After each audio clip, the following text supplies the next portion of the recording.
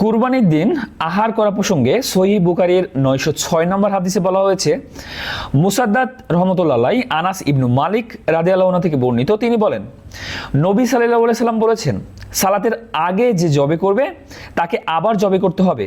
মানে সালাতের আগে কুরবানি গ্রহণযোগ্য হবে না, সালাতের পরে কুরবানি করতে হবে। আচ্ছা, তখন এক ব্যক্তি দাঁড়িয়ে বলল, মানে রাসূল সাল্লাল্লাহু আলাইহি সাল্লাম এই কথা বলার পরে এক ব্যক্তি দাঁড়িয়ে বললেন, আজকের এই দিন গোশত খাওয়ার আকাঙ্ক্ষা করা হয়। সে তার প্রতিবেশীদের অবস্থা উল্লেখ করলো। তখন নবী সাল্লাল্লাহু আলাইহি সাল্লাম যেন তার কথার সত্যতা স্বীকার করলেন। সে বলল, আমার নিকট এখন 6 মাসের এমন একটি মেষ শাবক আছে, যা আমার কাছে 2টি হষ্টপুষ্ট বকরির চাইতেও পছন্দনীয়। নবী সাল্লাল্লাহু আলাইহি সাল্লাম তাকে সেটা কুরবানি করার অনুমতি দিলেন। অবশ্য আমি জানি না এই অনুমতি তাকে ছাড়া অন্য কাউকে দেওয়া হয়েছে কিনা।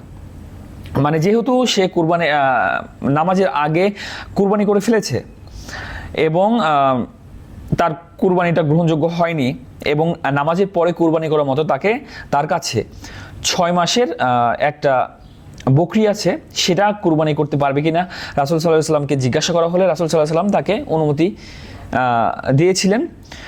আর এই হাদিসটি যে বর্ণনা করতেছে সে বলতেছে, অবশ্য আমি জানি না এই অনুমতি তাকে ছাড়া অন্যদের দেওয়া হয়েছে কিনা। মানে এই অনুমতিটা তার জন্য ছিল, অন্যদের জন্য না। তো অন্যদের অবশ্যই এই কুরবানি ঈদের নামাজের পরে করতে হবে এবং কেমন বয়সের হবে সেটা যেটা নির্ধারণ করা আছে সেই বয়সেরই কুরবানি দিতে হবে। এই বয়সে দিলে হবে না, এই বয়সে শুধু তার জন্যই অনুমতি ছিল। আচ্ছা, সবাইকে বোঝার মতো তৌফিক দান করুক এবং এর উপরে আমল করার তৌফিক দান করুক।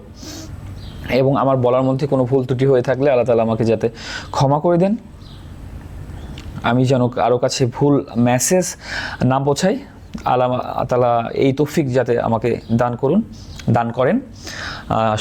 সবাই 5 ওয়াক্ত নামাজ পড়বেন, ভালো থাকবেন। আল্লাহ হাফেজ।